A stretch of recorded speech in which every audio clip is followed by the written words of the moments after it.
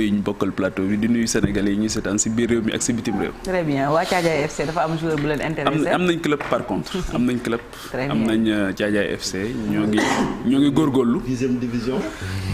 mais c'est un challenge pour nous. mais nag maa ngi lay wax dara dëkk bu mos am ay footballeurs yu mag lañu. waaw c'est parce que peut-être pendant longtemps ces talents là yi daan génn ci biir dëkkaan yi daaw ñu leen teel a kii ba ñu dem ba moo tax travail de détection bi ñuy def léegi am solo. très tôt. mais yàlla xam na ne ils ont toujours eu de très très grands joueurs te kenn moo toog ni di wax ak yow. rawal.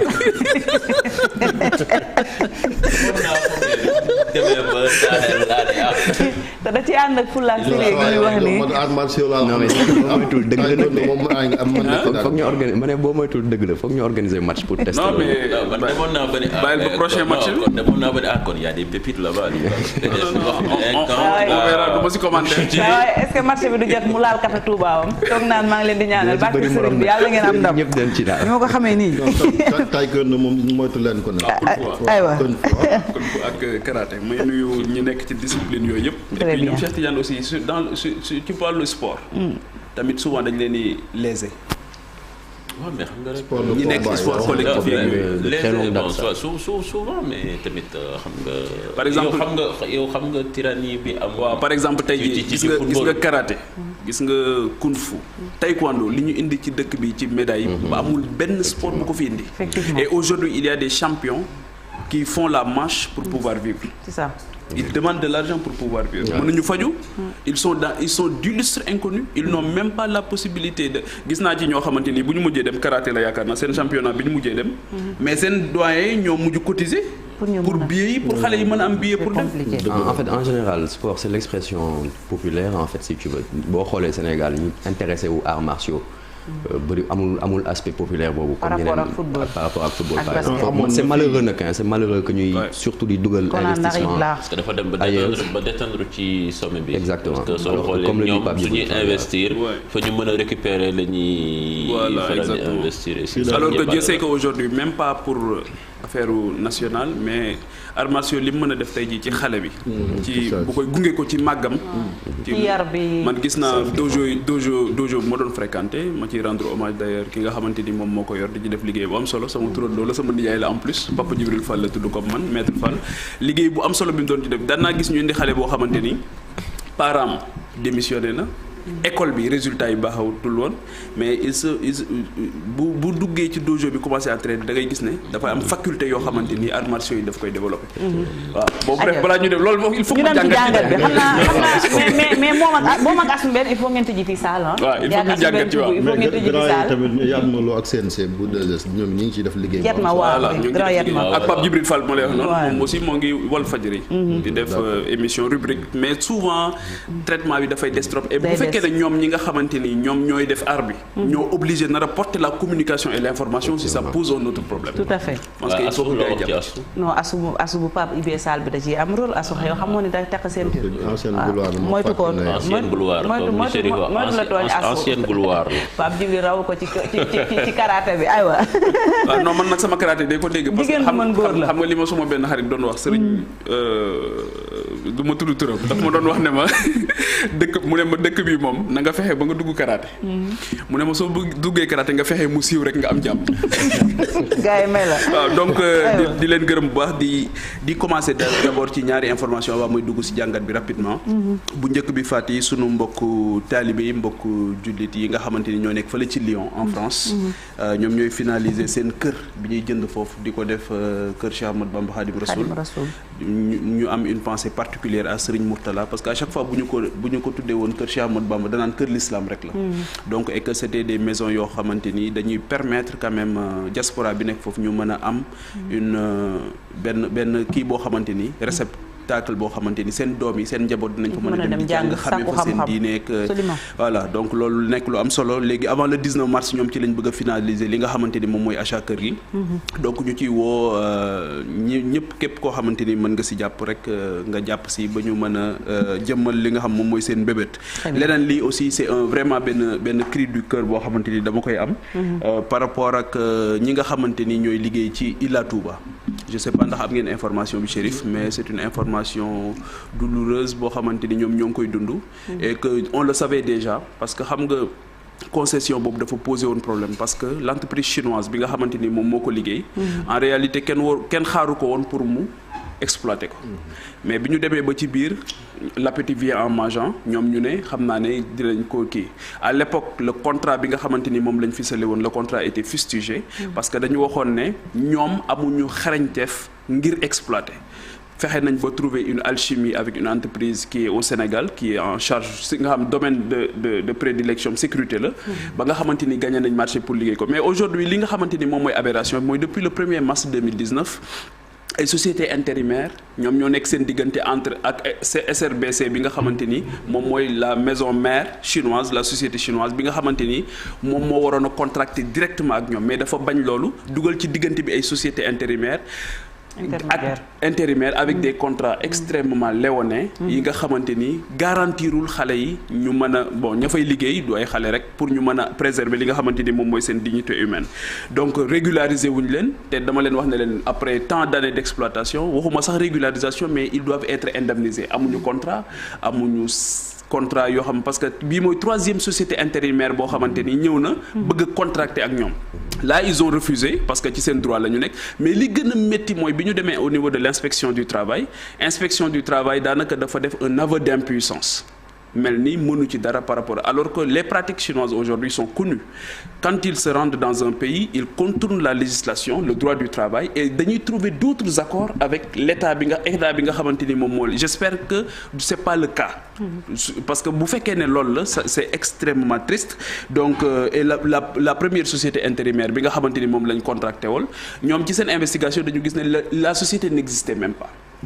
donc une société qui vient faire un job alors que elle-même juridiquement n'existait pas donc mu bari yoo xamante ni je pense que l'État est interpellé même l'autorité aujourd'hui bi nga xamante ni moom mooy l'inspection du travail est interpellée te malheureusement ñoom fi mu ne nii nee nañ li ñu dese mooy est-ce que duñu jéem a dem xool les familles religieuses pour ñu jàpp ci notamment Touba mais c'est extrêmement désolant parce que ay menaces la ñu brandir fi mu ne leen dinañ indi contrat yi avec la nouvelle société intérimaire ngeen bëgg ko vous signer bu ngeen ko bëggul ñu dàq leen yem naa fa benn jour ci benn choc boo xamante ni benn receveur la camion bi mbëkk box bi mu nekk mais kooku figure-toi moom moo jël boppam en charge moo faj boppam donc les contrats aujourd'hui amul prise en charge amul dara jigéen ñi fay liggéey Eiffage sax jigéen ñi duñu liggéey guddi mais ñoom jigéen ñi dañuy liggéey guddi nga nekk en état de grossesse ou leneen li mooy dinañ def 32 heures d'heures supplémentaires qui ne sont pas payées donc il y a aucun contrôle personne ne fait la police et je pense que c'est une aberration et que ñu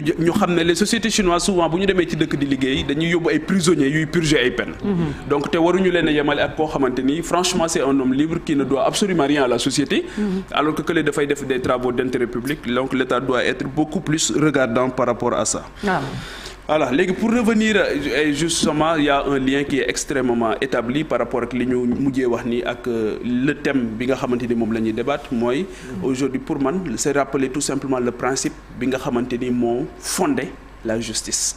D'accord. Parce que donc c'est juste peut-être Pape Djibril si tu me le permets rappeler un peu rek le sujet du jàngat muy la guerre de Troie Sonko Benno Bokk Yaakaar ak UMS un climat social quand même en ébullition alors donc gis nga en toile de fond il y a le climat social en ébullition malheureusement on ne voit maanaam il y a l'affaire il y a l'affaire parce que dans l'affaire ce qui est désolant c'est-à-dire qu'aujourd'hui on mobilise énormément d'énergie du côté du pouvoir comme du côté de l'opposition pour ne faire abstraction que du climat social et c'est ça qui est désolant c'est-à-dire que de loin quand tu regardes ce qui se passe ak lii xew feneen où les gens vraiment ont d'autres préoccupations ici le camp du pouvoir peut mobiliser toutes les énergies nécessaires avec toutes les intelligences qu'il a que pour parler de choses souvent futiles au même moment l'opposition aussi peut mobiliser toutes les énergies toutes les intelligences qu'ils ont souvent pour parler aussi de choses yoo xamante de petites phrases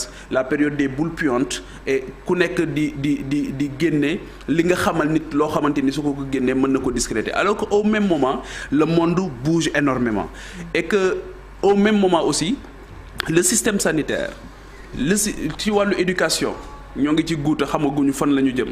ci wàllu sunu marché yaa ngi lakk y a eu tellement de drame social ci incendie marché yi peut-être que c'est des sujets yoo xamante ni mën nañ ci mat na sax jàngat. donc moment boobu yooyu yëpp di am à chaque fois que l'homme politique sénégalais apparaît dañuy gis ne c'est d'autres préoccupations yoo xamante ni souvent boppam moo koy ñor et pour man li benn boroom xam-xam di wax nee na kii nelaw. xam ne teraanga ki nga xamante ni teraangam ci say nelaw la nekk du bëgg nga yeewu mukk ki nga xamante ni teraangam tamit ci sa yeewu la nekk du bëgg nga yeewu mukk ki nga xamante ni teraangam ci sa réer la nekk du bëgg nga xam mukk et je pense que y a souvent de la part des uns comme des autres une volonté manifeste quand même de soit manipuler soit de renvoyer les gens sur d'autres préoccupations qui ne sont pas forcément seen préoccupations. Mais l'opposition Pape Djibril quand même est dans son rôle parce que moom mooy wut nekkul à la gestion des affaires pouvoir bi moom moo nekk ci loolu. comme ñoom tamit waruñ ñi bàyyi ñu leen di distraire ci yu mel noonu. mais je pense que donc. Oui. c'est de bonne guerre aussi. oui mën nañ ko nangu en fait xam nga parce que suñu waxul tamit on va les taxer d'opposition léthargiste ou je sais quoi. oui mais non li Babacar Sèye Ndiaye naan gouvernement de la parole ñoom. maanaam dénkul leen. oui mais en fait xam nga les acteurs dans l'espace public rek bu ñu leen di interpeller dañuy interpeller kenn ku ci nekk ak sa mission première.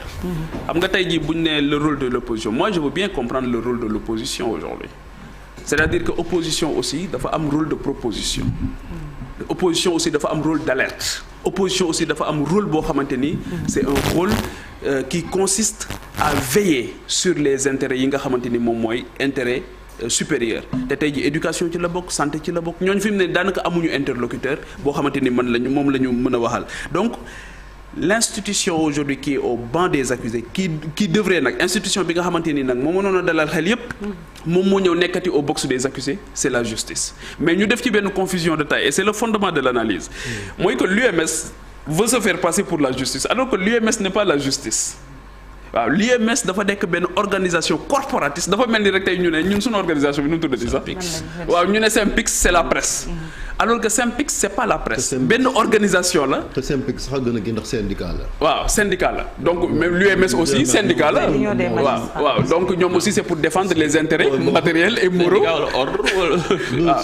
ñoom donc pas le droit de syndiquer quoi donc alors que ñoom aujourd'hui seen posture c'est pour défendre les intérêts matériels et moraux des magistrats donc à chaque fois te loolu li ci nga xamante ni moom moo ci gën a am solo c'est leur indépendance et que aujourd'hui li nit ñi di wax mooy perception bi ñu ci am nekkut loo xamante ni nit ñi dañ ko for ci mbedd meeg yooyu déedéet ñoom ci seen bopp ñooy lëlu à chaque fois ne dañoo bëgg kat ñu jox ñu suñu indépendance am ci koo xamante ni dafa génn wax ne ñëpp di ko dégg mu bokkoon conseil supérieur de la magistrature daal di wax ne j'ai démissionné d'une justice qui a démissionné mais on ne peut pas être plus royaliste que le roi à partir de cet instant on fait le discernement entre deux choses mooy le système judiciaire républicain par rapport à la séparation des pouvoirs ak les hommes et les femmes qui l'animent. Leur parcours. Est-ce que l'UMS Pape Djibril Ngabal n'est pas dans son droit aussi dans son rôle que de parler au nom de la justice. xam nga le rôle aujourd'hui des magistrats parce que dañ leen joxoon itam baaraamu tuuma. c'est rendu au nom du peuple. ok xam nga le rôle des magistrats aujourd'hui c'est de se battre pour perception boobu nit ñi am jàpp ne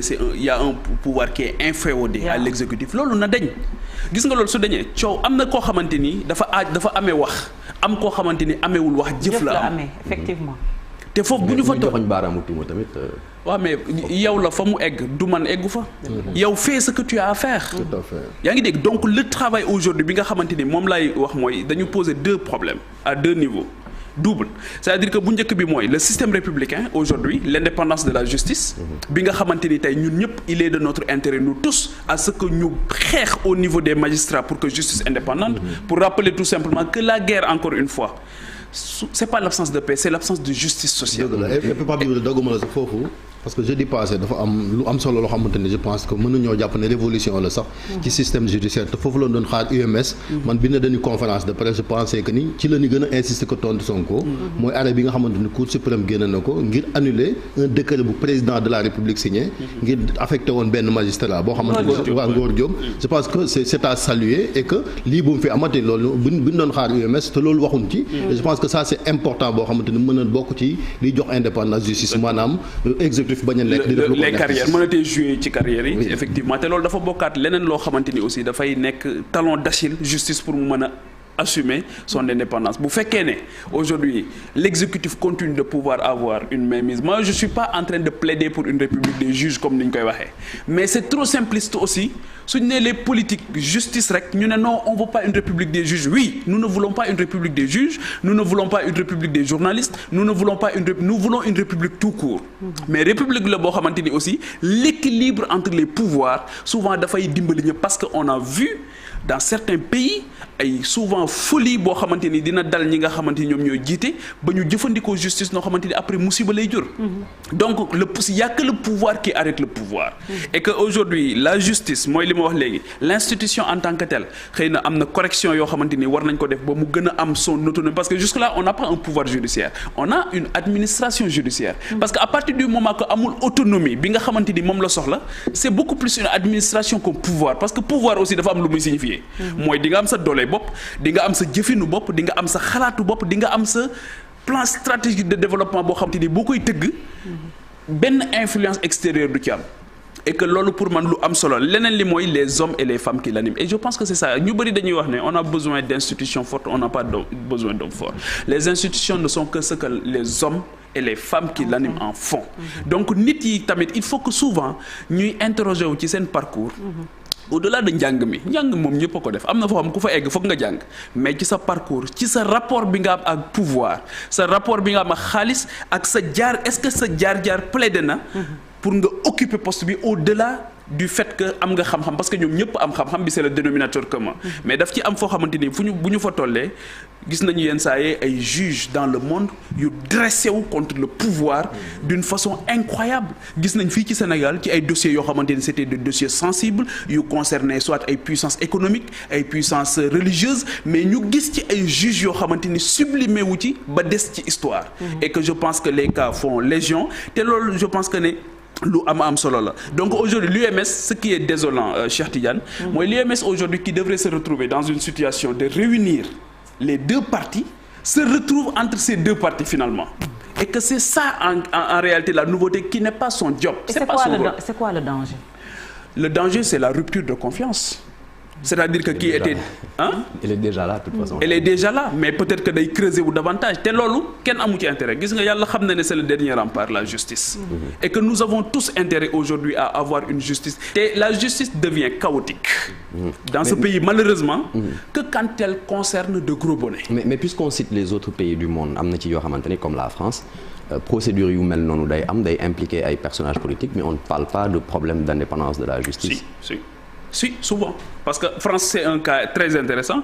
Parce que France aussi, de plus en plus les juges foofu parce que xam nga la gauche française bi ñu demee ñoom ba nga xamante ni pouvoir politique bi daf leen échappé trop dañu daw jël magistrature bi moo tax souvent da nga leen di gis ne ils sont beaucoup plus dans la morale que le droit ci morale la ñuy gën a nekk que li nga xamante ni moom mooy droit et que boo seetloo les ñiy exécuter le pouvoir jógee ci gauche boo seetloo amuñu jafe-jafe trop avec la justice française mais regarde lan moo dal les premiers ministres de droite les présidents de droite parce que y a une idéologie derrière bëgguñu aussi justice boo xamante ni day nekk Strauss-Kahn c'est de la gauche bëgguñu aussi justice boo xamante ni mais gis nga rapidement cette affaire a été voilà donc waaw donc mais li ma bëgg a wax rek mooy que ne idéologie aussi baaxul ci li nga xamante ni souvent moom mooy pouvoir yi mën na rey pouvoir bu fekkee ne dañu dem ci ay orientations idéologiques yu fortes mais juste mais fi mu nekk nii dañoo nekk ci période boo xamee ne Pape Djibril les gens ne donnent plus des informations on ne fait que communiquer et quand on communique c'est pour faire passer un message son message ce qui t'intéresse vraiment li nga bëgg nit ñi xam la ñuy xam mais est-ce que si suñu demee ba ci genre contexte boobu quand même ce sera facile même pour la justice de faire son travail parce que moom sax dafa dem ba ñu dugal ko ci mbir mi. Oui, c'est ça. dafa dem ba elle doit résister. ñoom ñëpp da ngay gis procureur bu def conférence de presse. Je suis d'accord c'est-à-dire que il faut pas surtout bu dee yow wóor na leen ne sa agenda finalement dañ la koy dicter contexte moo la koy xam nga l'UMS sa posture devrait être tellement intéressante ba nga xamante ni warul nangu. xam nga buy taw kenn du fa beere. warul nangu ba coow li jóg mu dugg ci biir coow loolu. di def conférence de presse. alors que elle a tellement de choses yoo xamante ni war na ci mën a communiquer par rapport aux aspirations par rapport ak li nga xamante ni moom mooy les préoccupations boo gisee fi mu ne nii lu ñu dem ba nga xamante ni man am naa ci suma avis d'accord ma ci boo demee ba ñuy wax ne il nous faut une radio. wala ñuy filmer yenn procès yi. am na ci yoo xamante ni mën nga ko nangu parce que dañuy jàpp ne justice aussi c'est pour accompagner souvent li nga xamante ni moom mooy une certaine conscientisation. parce que dafa am benn volet didactique et pédagogique. et encore que aujourd'hui boo xoolee pourquoi ñu bari bëgguñu ñu médiatiser ko forte médiatisation boobu de certains procès. parce que tout simplement dañoo jàpp ne c'est ci fi ñuy layoo. ak Assemblée nationale dafa des barab yi nga xamante ni foofu la nit ki di wane dëgg ki mu doon authenticité pour défendre les intérêts supérieurs. wala pour défendre des causes justes. d'habitude quand on met la lumière xam nga télévision moom son sens étymologique boo ko xoolee un écran de télévision écran xam nga bu ñuy football temps bu booy da nga naan defal écran ci kanamam. ça peut t'empêcher de voir la réalité. donc surtout en basket. Surtout en basket. Donc ça rappelle mes talents de footballeur. Et de basketteur aussi. Donc tey jii c'est un sportif complet de haut niveau, Pape Djibril. De très haut niveau. Voilà, c'est un talent bu yàqu quoi. Mais li ma bëgg a wax rek mooy que ne effectivement Cheikh Tidiane. c'est-à-dire que am na ci ñoo xamante ni waruñu subir benn agenda. am na ci ñoo xamante ni waruñu subir benn pression. du kenn fu mu mën di jóge waruñu ko subir. dañu ñooñ léegi nag ñun ñoo leen war a protéger. il faut pas que quand ça concerne le pouvoir tey jii si l'UMS tire sur le pouvoir tey jii ñu ne gongo c'est pas une information c'est très bien quand l'UMS tire aussi sur l'opposition ñu ne gongo c'est-à-dire l'UMS warul xàmmee opposition ak pouvoir. li mu war a xàmmee rek mooy ay justiciable warul sax qualifier. waaw warul sax dugg ci distinguer les uns et les autres. Les citoyens sont d'égale dignité devant la justice. Donc moom buy rappeler dafa war a rappeler rek les grands principes bañ a wàcc fi nga xamante ni foofu mooy ci suuf et que souvent malheureusement dañ leen a gis ñu wàcc ci suuf. On ne sait pas ce qui se passe réellement mais l'UMS a intérêt à se ressaisir. Occuper place bi xam ne plage de confiance la ñu les magistrats. Comme nous la presse nous sommes une plage de confiance nous devons être une plage de confiance comme l'administration territoriale et puis bu ñu eggee di aborder ces périodes qui sont extrêmement l'avenir s'assombrit nga xamante ni amuñu benn lisibilité.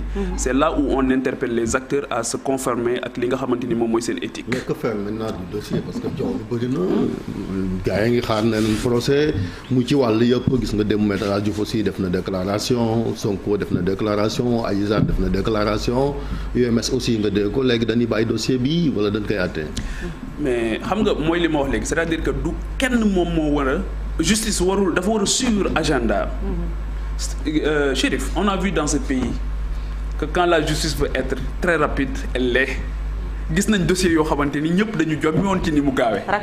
Mais tey sax ñaari député yu ñuy àtte tey voilà ça a été rapide aussi pour le dire. L'affaire des passeports diplomatiques. Voilà. Donc ñun li ñu jàpp mooy justice na def liggéeyam moom xam na li ko war na def liggéeyam en toute indépendance parce que léegi aussi nous sommes dans benn maison de verre la ñu ne malheureusement pour tout le monde malheureusement ou heureusement c'est-à-dire que aujourd'hui la justice elle est épiée elle est nuñ ko épier mosuñu ko épier ci noonu c'est-à-dire que tous les acteurs aujourd'hui leurs faits et gestes surtout par rapport à l'intérêt général dañ koy épier au quotidien surtout nag la justice parce que foofu en réalité fa la mbaxana war a doone benn waxuma fa la doone benn de fa la war a doone benn waaw parce que yenn saa yi nga dem ba foofu aussi nga gis ne ndekete mbaxana doone wu fi benn ndekete am na yeneen mbaxana donc Chérif je pense que ne dire que la justice doit faire son job justice bi moom moo war a def nangam ba ñëpp di ko soññ pour benn affaire loolu aussi c'est problématique donc moom xam na agenda am na agenda am xam na ni muy defee ay instructions am donc nañu def liggéey bi mu jeex ñu jàll ci leneen c'est-à-dire que le Sénégal ne peut pas avoir comme programme politique un procès moi je viens de quelque part où j'ai rencontré énormément d'acteurs, où tout le monde me parlait d'innovation technologique, de numérique, de développement. Je reviens de quelque part Fatick boo xamante ni. fekk naa fa ñu defar fa tunnel bu mag bu am solo. nee nañ ma ci juróom benn weer la ko buur bi liggéey. te inauguré wu ko. très bien donc Pape Djibril peut-être xam nga ba xam ci jàngat bi la bokk. on inaugure pas voilà ci jàngat bi la bokk am déet en tout cas su weesoo peut-être UMS ak seen déclaration bi ñuy bëri ne xaar ñu ko woon ci moom on a vu quand même entre opposition bi ak nguur gi ça vole très bas. est-ce que lii la askan bi di xaar. mooy ça trouve le lien ak li ma mujjee wax léegi ne am na fu ma jógee foo xamante ni gis naa ne kenn du fa waxtaane lii. kenn du fa xaar premier ministre bu ñuy waaj a fal su ko loi bi waxee dañ koy def. foofu du démocratie monarchie la. kenn du fa en tout cas ils ont un système qui marche. waaw c'est-à-dire foofu raggante ay mbagg. waaw c'est-à-dire que ay ndodd. kenn du fa critiquer buur ba. tey jii boo fa demee tey jii boo fa demee et finalement li ngay wax ni c'est tellement important qu'il nous faut revoir la démocratie. qu'il nous faut revoir la république parce que la c'est le meilleur des systèmes. C'est le moins mauvais des systèmes. bàyyi ñu ak suñu démocratie. Peut-être que c'est le moins mauvais. Voilà mais surtout peut-être revoir leur copie xam boo xam ne lañ ko mën a waxee. Parce que jamono ji ku ñu fal ñu ngi xaar ci yow ay réalisations. Peut-être kuy aspirer également jiite ñu ngi xaar ci yow. ay réalisation wala nga waxtaan ci jafe-jafe askan du ma ne waxuñu ci mais quand même politique bi dem na bu occuper débat yi en tout cas li am solo le loyer coûte cher Pape askan bi sonn nañu pourquoi on parle de ça li ci am solo mooy on ne voit moi j'aurais bien aimé voir Benno Bokk Yaakaar qui sort ci benn conférence de presse pour parler ci li ngay wax nii par exemple ci wàllu éducation ci wàllu santé communiquer sur ce qu'ils ont fait ce qu'ils veulent faire comment ils veulent le faire j'aurais bien aimé aussi voir l'opposition bu coowal éducation jógee ñu def conférence de presse avec la même vigueur quand il s'agit de parrainage aujourd'hui ça parle d'élection quand il s'agit aujourd'hui d'élection de kii électoral loi électorale ak yooyu da ngay gis ne vigueur bi ñu ci àndal daal lu ma yéem la même xadar boobu nga dul gis quand il s'agit de parler d'éducation de santé peut-être que aussi li ci mën a am aussi mooy que xëy na ñi occuper opposition bi ci wàll bi daanaka bokkuñu jafe-jafe ak ñi nga daanaka ñoom seen xam nga tey jii boo gisee ñi nga xamante ni ñoo yor nguur gi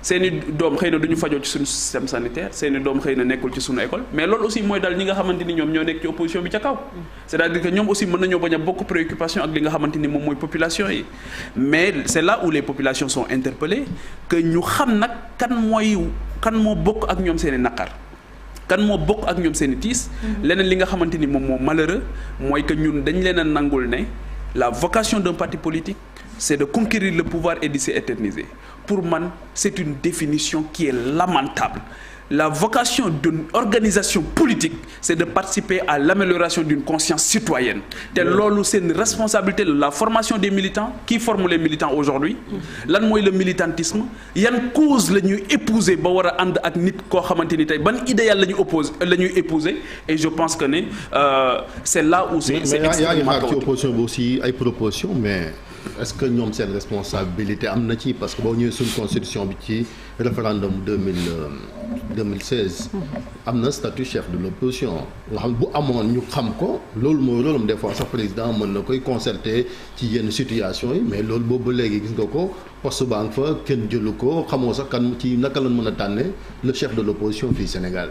oui xam nga man li ma gëm mooy amul le président n'a pas une réelle volonté ci am un chef de l'opposition et de dialoguer avec. waaw et de dialoguer avec lui parce que depuis mars 2016. ci la ñu waxoon ne léegi dañuy am un statut de l'opposition ñu dem ci élection 31 juillet 2017. ñu am une opposition parlementaire qui devient forte qui occupe une place importante c'était la coalition gagnante avec Maître Abdoulaye Wade jamais le statut de l'opposition n'a été acté ba ci contenu bi sax xamuñu ko fi mu ne son rôle ses missions son but est-ce que dafa war a am un budget dédié wala déet ak ban liggéey la war a am ak nan la ko war a amee ba tey ji kenn xamu ci dara alors que voté nañ ko beneen bi mooy ñu ñëw ci décembre 2019 février 2019 ñu am présidentielle ñu am aussi benn hiérarchie boo xamante ni am na jamais le chef de l'opposition kenn acté wu ko aujourd'hui bi ñu duggee ci mbas mi ñu gis ne le président de la République comme ni ko réewu àdduna yu bëri xam nga y a beaucoup de chefs d'État aussi qui sont dans le mimétisme comme ni ko chef de l'État comme ni ko réew yu bëri defee ñu recevoir ce qu'ils appellent les forces vives et encore que y a énormément de débat par rapport à ce terme-là qui est extrêmement galvaudé loolu lañ ciy dugal ku jóg ñu ne c'est une force vive et tu ne vois pas sa valeur ajoutée léegi ñu daal di leen di dalal ñoom ñëpp mais am na lu gën a garaaw mbas parce que mbas mi am na yeneen mbas yu nekk ci réew mi éducation fi mu ne ni fi mu toll moo raw mbas santé fi mu toll moo raw mbas tey ji ak yeneen yoo xamante ni je pense que ne mérité na le président de la République di wax ak une opposition intelligente qui ne défend que les intérêts supérieurs de la nation waxuma nag Sénégal daf ci bari ñoo xamante ni ci réew mi ñëpp xam nañ leen dañuy xeex ba am audience ils représentent des communautés suñ demee seen yëfi bopp lañ fay nekk seen i négociation bopp lañ fay nekkee seen i affaire bopp lañ fay nekkee mais le contexte aussi ne s'y prête pas parce qu'on est à veille d'élection forcément fi mu nekk nii ku nekk day liggéey comme ni ñu koy waxee pour chapelle am aussi oui mais cela ne doit pas aussi wax li Fati wax c'est-à-dire que en politique je fais partie des gens peut-être que je suis très naïf mais jàpp naa ne bokk naa ci ñi nga xamante dañu jàpp ne en politique tous les coups ne sont pas permis alors que waaw bu fekkee ne c'est parce que dañu jëm ci veille d'élection qu'il faut tout carabiner pour des intérêts purement électoralistes mais kon Sénégal sëñ bi xawma fan la ñu jëm et justement ça pose encore le modèle démocratique parce que République encore une fois Chérif ce n'est qu'une promesse. Si cette promesse-là, on n'arrive pas à la tenir, mais il faut qu'on la questionne, la République que nous avons. C'est tout. te dinaa ci def jàngat. peut-être waaw 2-3 questions avant ñu jeexal juste fàttali téléspectateurs yi ne sunu gan annoncé woon nañu leen ko première partie Moustapha Diop bu UNAPAS malheureusement mujjewul yegg si dafa am gànt mais on parlera quand même ñu ngi jéggalu bu baax parce que waxoon nañ leen ko ci waaw. par exemple Chérif par exemple pêche bi ngay wax nii. pêche bi doy na débat fi mu ne. waaw parce que suñu invité bi sax loolu la woon. malheureusement il n'a pas pu venir. moom man j'étais à Saint-Louis yàggul. mais foofu boo demee ñoom ci seen bopp ngay dox. ba ñu téye ci sa loxo di la wax la situation bi ni mu nekkee foofu le drame social bi nga xamante ni mu nekkee foofu te fi mu ne ni ñoom ñi ko yor suñ ciy wax day mel ni dañ naan lépp gongo. lépp mojji. alors que c'est pas le cas. gis nga dëkk yi nga xam ne Assane 2 daf doon wax ne dëkk développement. du dara nañu fexe ba nit ñi lekk ba suur naan ba màndi. tey jii boo fekkee ba sa ressource halieutique tey jii ñun Sénégal li ñu ci yàlla defal kenn xamul ni mu toll. Sénégal nekkoon na précurseur ci wàllu industrie thon. tey jii sa thon Union européenne nga koy jaay. Sénégal tey jii te industrie rek moom moo mën a développer réew. parce que il faut que nga transformer ça donne de l'emploi. yaa ngi dégg. tey jii loolu mënoo ko def sur la pêche loolu mënuloo ko def la pêche dans ses composantes aujourd'hui l'économie de pêche les métiers de la pêche ñun amuñu ci lisibilité sur les métiers de la pêche. les gens continuent de mourir. ñoo ngi dem Saint-Louis ñoo ngi dem feneen ak feneen di dee lii dee ñun amuñu ci tey jii idée. amuñu ci idée tey jii boo demee dëkk bu mel ni Goxu Mbacke ñun on a un ami à l'école qui a fait sa grande enquête sur ça. mais veuve yi fa nekk.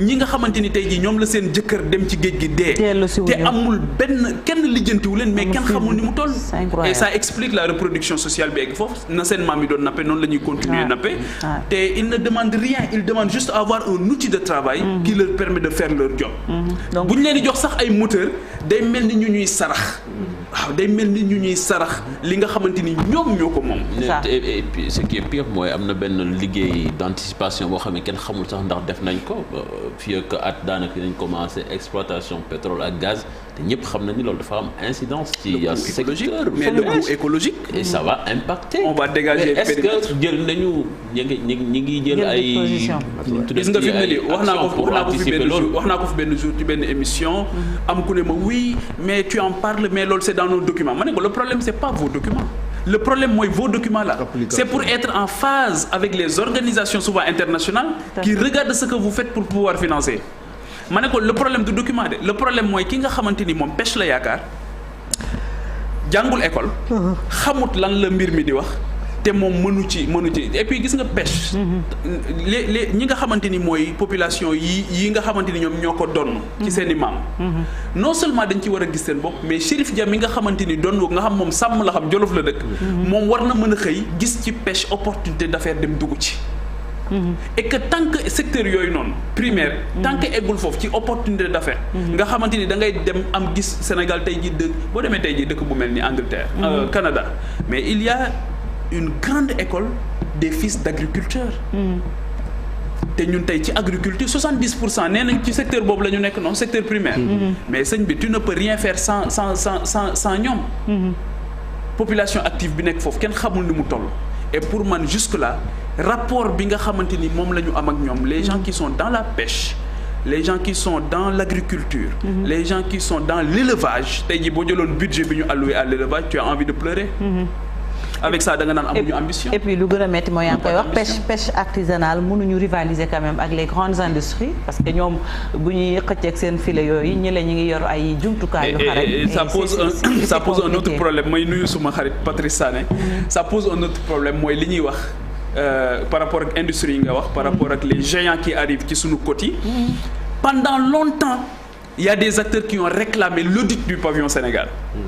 Patrice ko waral nga wax ministère des pêches. waaw ci wàllu navire bi ci wàllu navire de pêche yi les gens réclament l'audit indépendant et exhaustif du pavillon Sénégal. Parce que y a énormément de navires aujourd'hui demal ci sunu wax yi nga xool. les Espagnols les Chinois les Turcs. et d'habitude da ngay dem fekk navire bi ñu yor mais ñoom ak bi doomu Sénégal bi yor ñoo yem ay droits. de droits sénégalais la ñuy nekk. mais ils ne le sont que de nom. ñu xool nan la ñuy pêcher ci yan conditions la ñuy liggéey et rappeler aussi que nous avons un passif lourd comme on le disait. Il y a eu les licences de pêche dans ce pays-là. sur 10 ans. yoo xamante ni infrastructure boo xamante ni lañ la defal tey jii mënatoo ko utiliser ça nous a coûté 10 ans de licence de pêche. où on a permis aux navires chinois. fu leen neex jaar. et que loolu tey jii dafa am une conséquence justement navire yi ngay wax ni ci pêche artisanale bi loolu mooy lu métti loo xamante ni moom moo ci am. c'est compliqué. amuñu doole amuñu xam-xam bi dimbali wuñ leen ci ba ñu mën a nekk aux normes. et pourtant ils sont dans le secteur depuis des décennies parce que ci seen ay papa seen maam ci lañ ko jëlee. mais boo xoolee pratiquement ni nga ko waxee jumtukaay yi maam ak papa doon jëfandikoo ba léegi la ñu amuñu avancé. et puis on parle de 600 000 personnes actives. et ils ont beaucoup d'idées malheureusement. amuñu peut-être encadrement bi ci war. contre eux c'est-à-dire dañ naan on va faire des choses pour vous. il faut rien faire pour eux il faut tout faire avec eux. mais loolu mooy respect. am na ci ñoo xam tamit ñoom it dañuy participer ci yàq ressources yi mais ñu réglementé leen. si seen comportement kenn warul yàq mais Chérif li am solo mooy quand le potentiel est là. et que le résultat est absent. c'est parce qu'il y a un dysfonctionnement. le potentiel il est là. Dans tous les secteurs, il y a un potentiel énorme. Mais on n'a pas les résultats. Les dysfonctionnements, il faut les corriger. ñoom ñoo ñu ko gën a xam de. Très bien. C'est un problème de volonté. ñoom acteurs yi dañoo namm grève. c'est ça. grève ñetti fan. xam naa ne dina doy waar lool. peut-être ñu koy waxee rek jën tamit wax dëgg fa yàlla. mënul ñàkk ñu ko doon gisee il y a 10 ans yenn xeetu jën yi espèces yi nga xamante ni de plus en plus ñu ngi gën a raar. leneen am na aussi leneen xeetu jën yi. xam naa Oumy Samb su ñëwee peut-être ci ñaar pàcc météo dina jox xalaatam. Fati am na aussi loo xamante ni dafa am. mooy aussi gis nga wax lii aussi wax la ca des. il y a aujourd'hui des gens qui sont dans le secteur de la pêche. nga foog ne souvent bu ñu waxee nga foog ne état moo leen tooñ. je parle des grands. te état tooñu leen de. ñoom ci seen bopp ñoom ñooy ñëw seen liggéey yëpp xam nga lan la. dem wuti benn navire chinois wala wuti benn navire turc. wala wuti benn navire espagnol nekk ci kanam mel ni yaa ko moom. te moomuloo tus. loolu aussi am na fi il y a aussi un problème de patriotisme qui se pose à ce niveau. ay genre prête-nom la ñuy doon. ba pare bu coow li ñoom ñoo koy gàdd. ñoo koy yaru.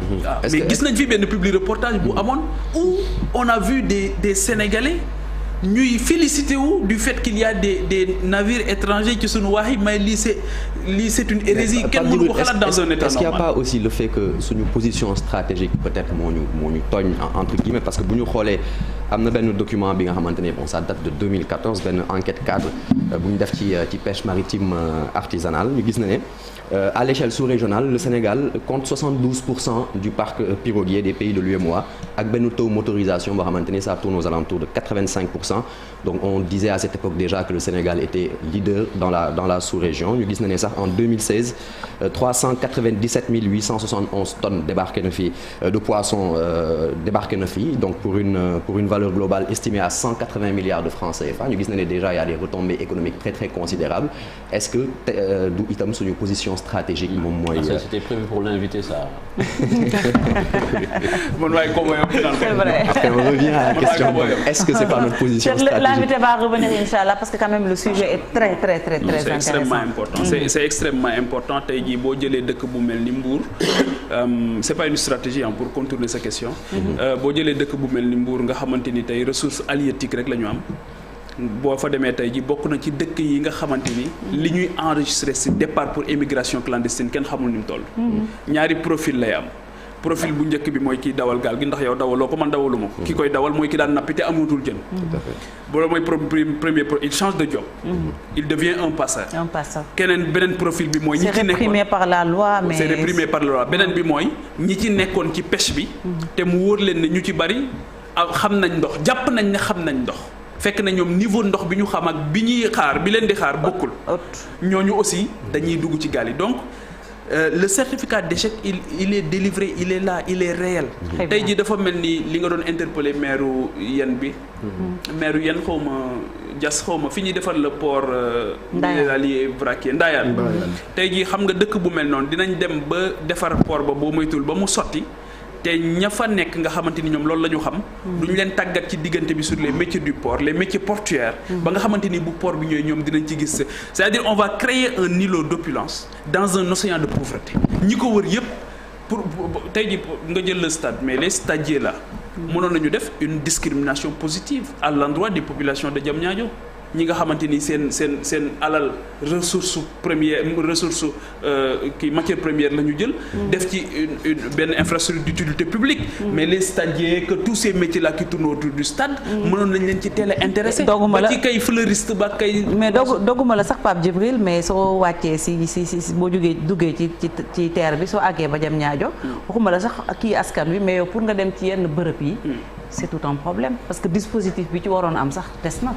waaw parce que am na ay bus yu taxaw mais am na endroit xam ne boo fa bëggee dem dañ naan la amul taxi bu la fa yóbbu amul dara dañ lay dugal bus wàcce la ci endroit nga jéem a lijjantiwaat ba dem donc am na ay matukaay yoo xam ne jëluñu ko te loolu su amee askan bi duñ ci mën a bénéficier wu. tout ça c'est problème pour dire tout simplement rek encore une fois gouverner c'est générosité la. il faut beaucoup d'implication beaucoup de générosité beaucoup d'anticipation. c'est prévoir et surtout la chance que nous avons aujourd'hui mooy ñun li ñu bëgg a def yëpp nit ñi def nañ ko ba pare. très bien réussir nañ ko tam ñun tout ce qu'on nous demande. c'est d'aller prendre les bons modèles qui ont marché. et venir les faire boo jëlee dëkk bu mel ni Dubaï tey sa chance mooy dafa ñëw fekk gars yi defar ba pare. mu inspiré wu ci yoon bonifié ko. c'est ça. le résultat le potentiel il est là. le résultat est absent. donc nañu xool les parcours. les formations les profils. des gens qui prétendent voilà. c'était une parenthèse bu ñu ibbi woon jagleel ko lu jëm ci wàllu napp gi. Cheikh Tidiane vous a donné l'information que ni ñoom nappkat yi nekk fii ci réew mi dañu fas yéene banque seen yoxo je pense que ummi mi ngi koy annoncé fan yii yëpp parce que buy wax avis de houle naan leen demagu leen géej mais saa yu leen di dem sac bi GPS bi ak loolu mu ngi ci buntu bi histoire de vous dire que dañu nam ma dem en grève mais de toutes les manières dinañ ko amaat incha allah Moustapha Diop ci suñu yeneen édition et puis laata ñuy jeexal peut-être Chérif def benn taxaw seetlu ci ce qui se passe quand même à Kédougou avec cette affaire là yaa ngi ko doon wax sànq ça c'est une aberration kenn mënul comprendre lu xew muy assassinat sur commande mbir mu yéeme Bébé Lassana mu ngi réer ci juróomi fan bi ñu koy gis dañ ko fekk néewam ci teen mbokk yi jàpp leen ne Bébé Lassana nee ñu nag Libération moo ñu doon jox xibaar bi depuis le début ci teen lañ ko fekk ndax nee ñu maamam bu jigéen bi jur way juróom bu góor maanaam maam bi jur baayam di Sia Soirée ak wujju yaayam daal Fatou Wagué ñoom ñoo ànd def lu ni mel muy ñaawteef boo xam ne Pape Djibril kenn mësu ko gis. et c'est terrible c'est-à-dire que dafa waroon na soxla nañu def ci bébé Rayane. àdduna bi yëpp jóg. lii dafay wane rek ñun suñu banaliser bi ñu banaliser dignité humaine. léegi on s'en fout finalement. même président Sénégal tuité woon na ci. après tuité woon na ci. yow yaa ma ko fàttali. donc c'est extrêmement. donc tey jii lii waroon na mobiliser parce que kii dem tey. lu ne mënoon na ko ci nekk ci réew mi. espoir la woon. li waa ji di wax nee na booy juddu. da ngay jooy nit ñi di reetaan ndax espoir ngay symboliser mooy sa bésu ngénte sax dañ lay defal ngénte rey nag ak yëpp daal di bëgg parce que dañoo jàpp ne impact di nga ko am espoir nga espérance nga assurance nga ñu ne da nga war a góorgóorlu ba am impact bu positif boo xamante ni bés booy dee nit ñi dañuy jooy ndax sa absence ndax impact bi nga am yow ngay ree parce que yaa ngi dajeek sa borom bu ñuy ngëb sa ruu donc kii tey kenn xamul lan la mënoon a nekk ci réew mi loolu moo tax dañuy wax ne tout se passe entre 0 et 6 ans adolescence dafa am solo mais fii gis nañ ci élection locale yi gisuñu xale bu ñu lakk fii ci Kër Massar mu mujjee jaaree fa. il a même succombé. waaw léegi finalement il a mais lakk xale fan la mujj. gaañu na de xale ba. kan lañ ci teg loxo de façon symbolique pour dire que lii waratul am. ndaw sànq ci contrôle judiciaire. le 29 décembre passé dem naa prison bi bu jigéen ñi nekk. gis naa fa ay xale yoo xamante ni. sama njàqare yëpp mooy le sort de ces enfants qui se retrouvent aujourd'hui en prison parce que seen yaay def na peut-être loo xamante ni ŋàññ nañ ko mais quel est leur sort est-ce que ñun suñu nguur yëg na ne am na xale yoo xamante ni am na ay xale effectivement alors que li waa ji di wax y a pas de destin forclos il n'y a que des responsabilités désertées am na ay parental yu ñu tëj ci kaso parce que seeni yaay ñoo nekk dans les liens de détention c'est incroyable mais parce que c'est la même information bi L'Obs génne mooy ki daggate doomu nijaayam bokk kii ko ndax nee na nijaay bàppay gone gi ko yóbbu kaso mu daal di koy découper en morceaux l'enfant de 4 ans de son oncle. gis nga Chérif am na loo xamante ni gis nga la taxoon waa ñële réew ma la jóg ñëpp jóg ndax damay waxtaan ak keroog benn naar mu ne ma mu laaj ma Sadio Mané ma ne ko mais lan moo tax nga may laaj Sadio Mané xanaa football mu ne ma déedéet dama gis sensibilité bi mu am ci bébé Rayane mu ne daf ñu soutenir ci bébé Rayane c'est un vieux marocain de 58 ans yaa ngi dégg mais ñun mobilisation bi lii laaj du ci am mobilisation bi di ci am heureusement que la presse en parle aujourd'hui tu ne verras soo moytuwul doo gis benn tweet homme politique boo gis benn tweetu homme politique peut-être qu'après cette émission ils vont le faire mais doo gis benn tweetu homme politique bu koy condamné non ñoom dinañ tweeter sax mais balaa ñuy tweeter day fekk am benn mobilisation exact ñu bëgg ko récupérer ci ginnaaw ñu bëgg dugg ci def seen mais yu mel nii nag lu jar a taxaw ci cause yi la parce que lu ñaaw maa ngi ko doon wax ko yàgg na fii ci Sénégal ak Afrique da ngay gis sa jigéen say ci kër am ñu géñ na du fi muccee wala bu amee doom di wujju amul doom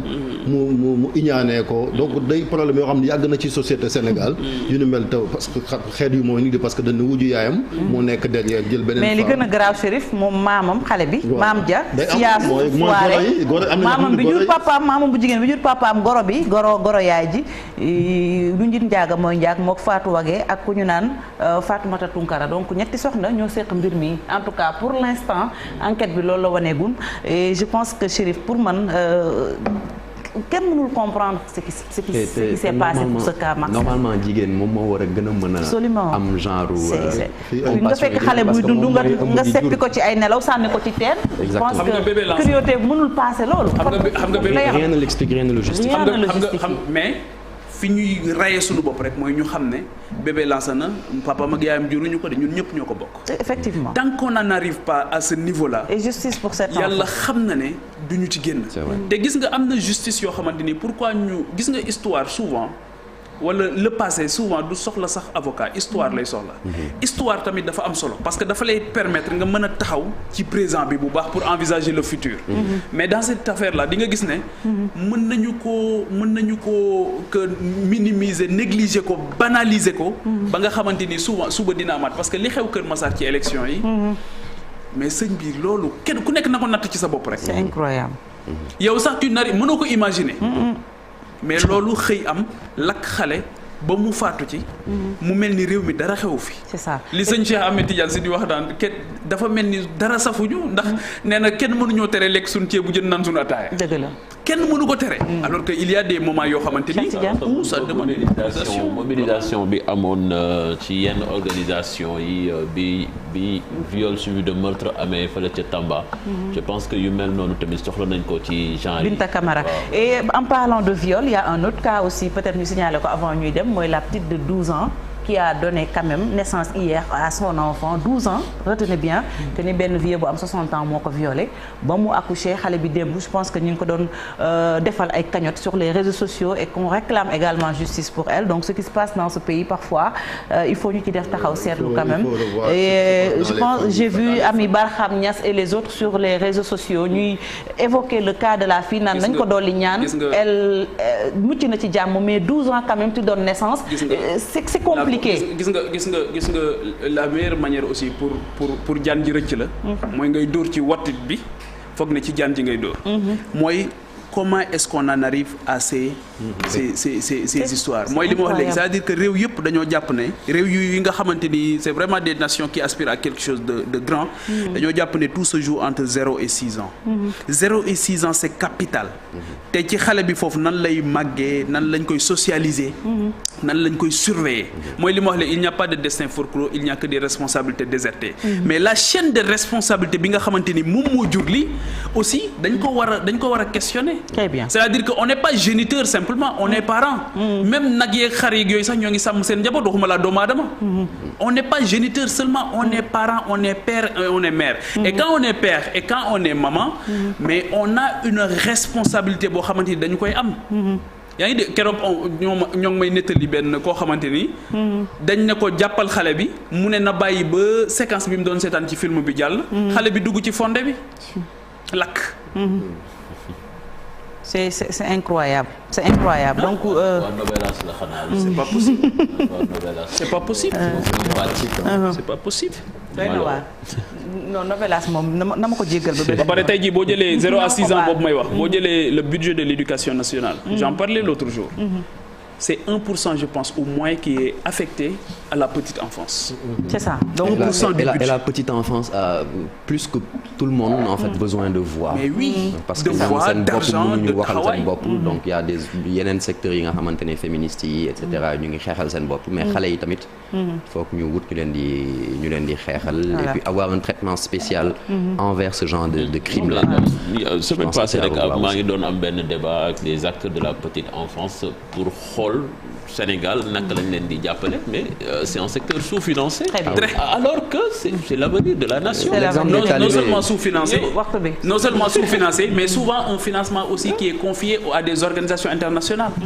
On attend les organisations internationales tey jii am na données yoo xam boo ko bëggul suñu petite enfance tey.